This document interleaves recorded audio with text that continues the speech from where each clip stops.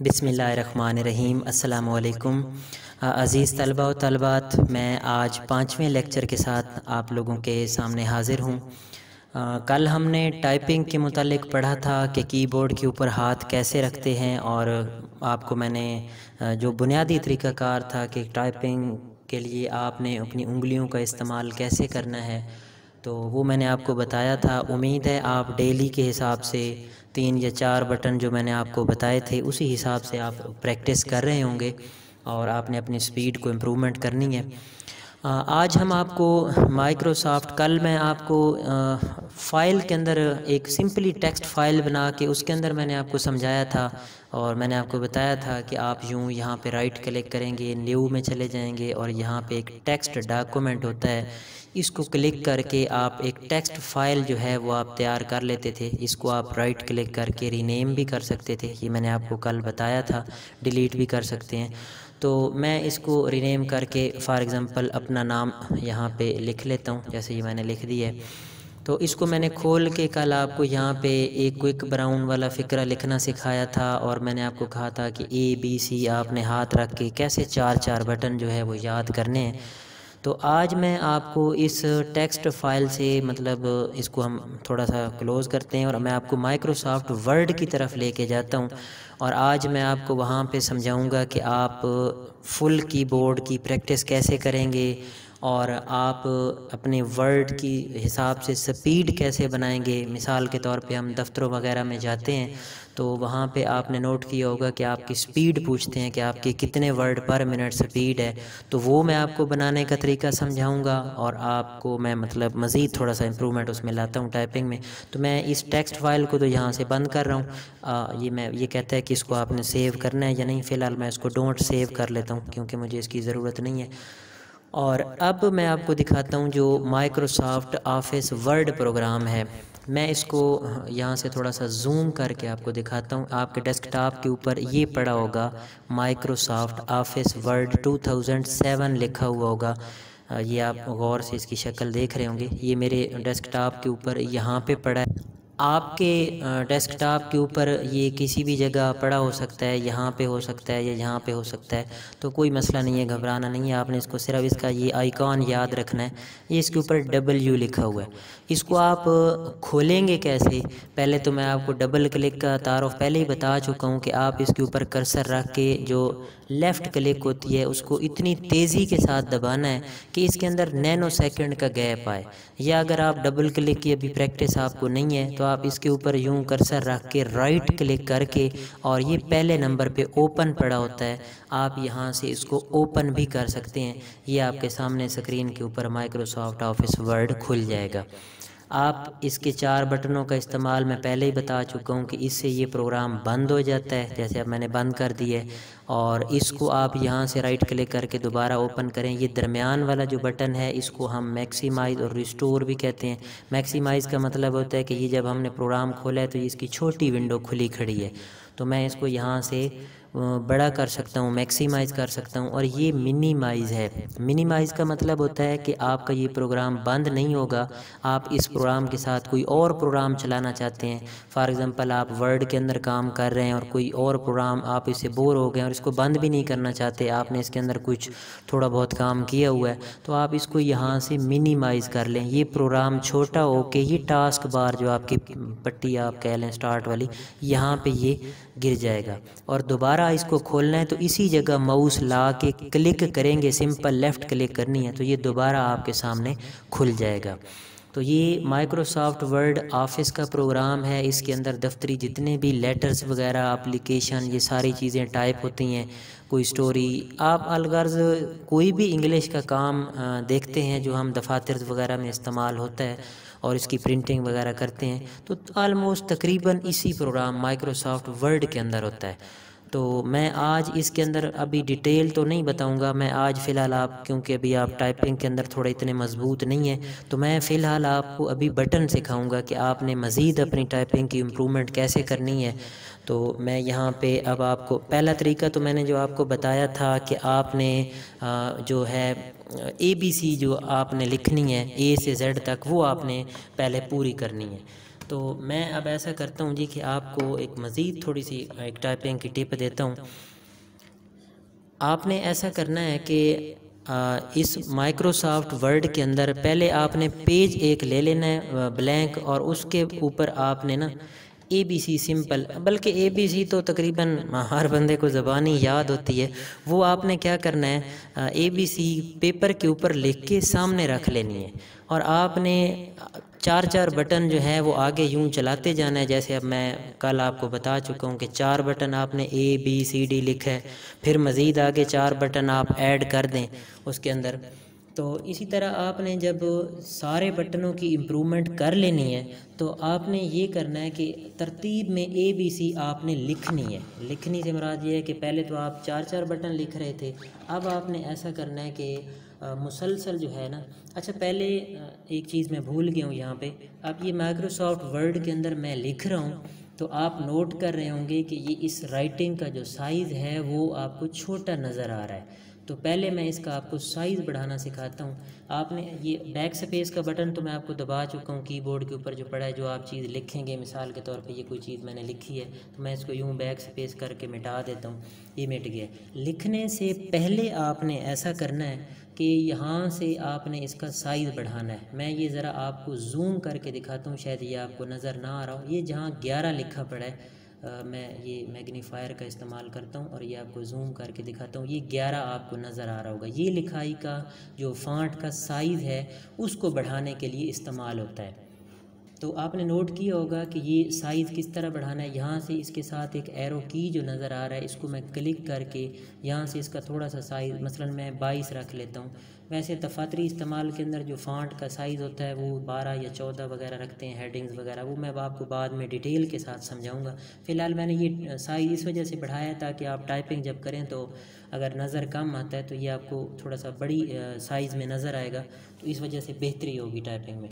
तो अब मैं यहाँ पे मुसलसल जो है ना ABC लिख रहा हूँ, ABC। जैसे अब मैं मुकम्मल आहिस्ता आहिस्ता ना बग़ैर कीबोर्ड के ऊपर देखे मैं ये सारा कुछ लिखूँगा।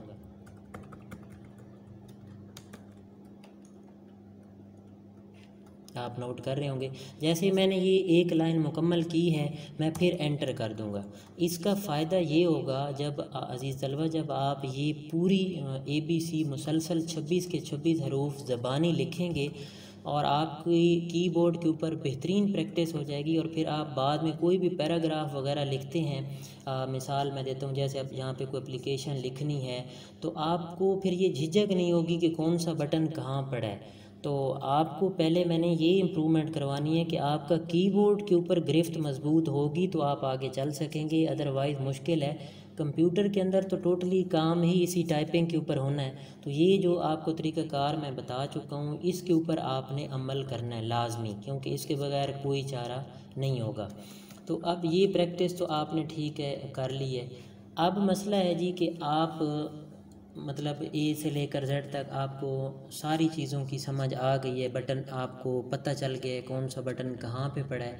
अब सिचुएशन ये है जी कि आप कोई पैरा लिखना चाहते हैं और ये देखना चाहते हैं कि आपकी स्पीड जो है वो बढ़ रही है, कम हो रही है, या बटन ABC तो अक्सर औकात रट्टा भी लग जाता है। तो मैं अब क्या करूँगा, एक सिंपल सा पैरा लिखूँगा। इसको मिटाने का तरीक़ाकार ये है, ये जो आपके सामने स्क्रीन के ऊपर ये जो मैंने 2 लाइनें लिखी हैं, इसको मिटाने का तरीक़ाकार ये है कि एक तो आप यूँ कर्सर रख के और बैक स्पेस दबाते जाएं, मिट जाएगा। अगर ये तो काफ़ी लेंथी हो जाएगा, मतलब टाइम बहुत ज़्यादा वेस्ट होगा।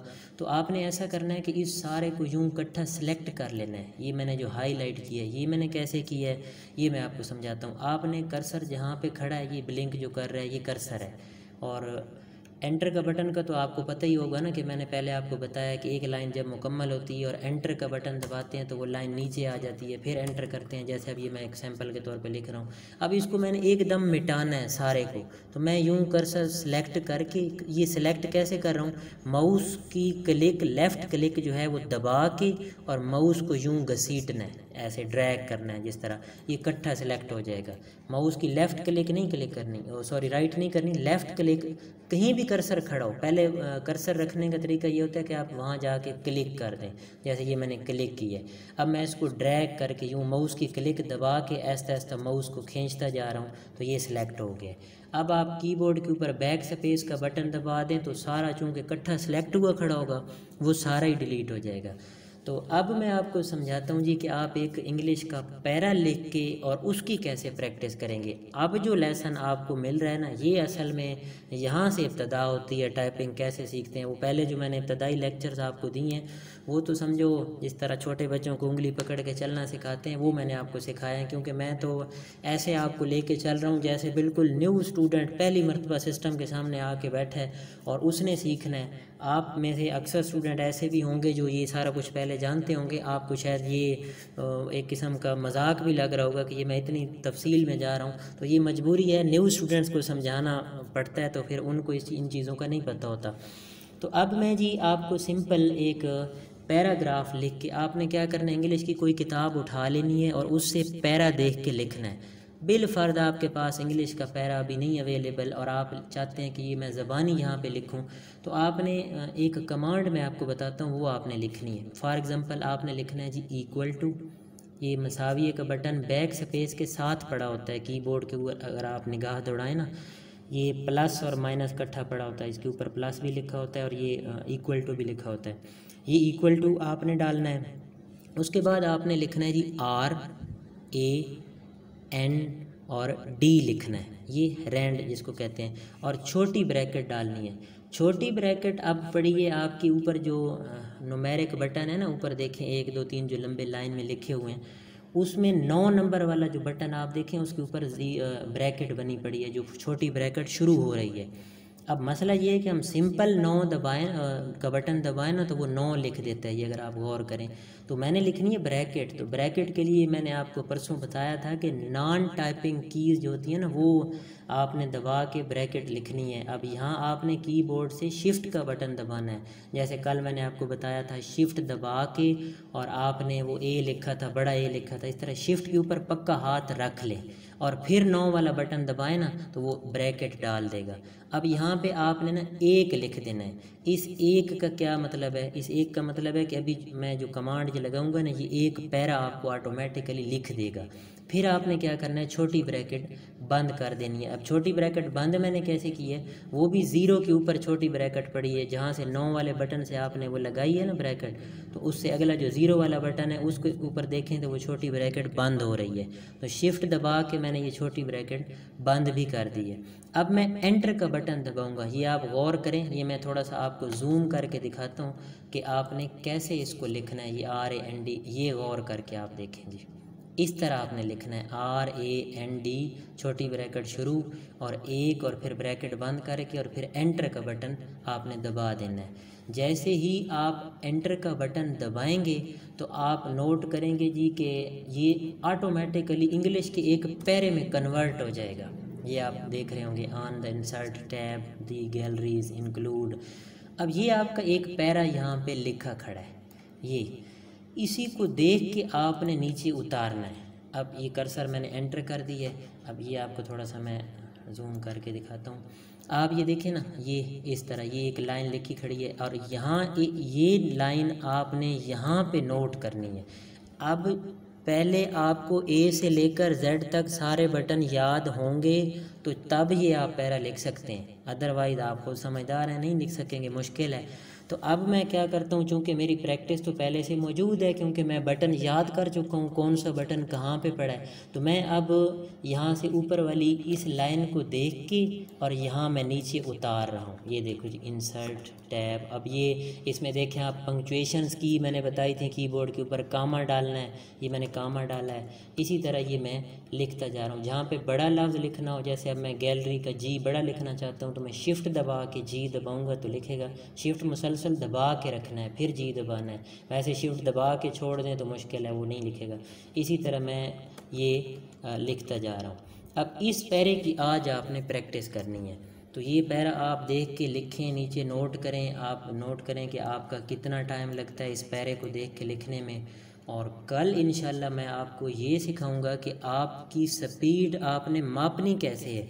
मसलन आप सुनते हैं जी, अक्सर औकात हम किसी इंटरव्यूज़ वगैरह पे जाते हैं तो पहले पूछते हैं जी कि आपको कंप्यूटर आता है तो आपकी कितनी स्पीड है। अब आप परेशान हो जाते हैं जी, स्पीड कैसे है, नए बंदे को तो नहीं पता होता कि स्पीड कैसे मापते हैं। तो मैं कल इंशाल्लाह, अभी आप चूँकि इसको प्रैक्टिस करेंगे, अभी लिखेंगे पहले, तो स्पीड आपकी बहुत कम होगी।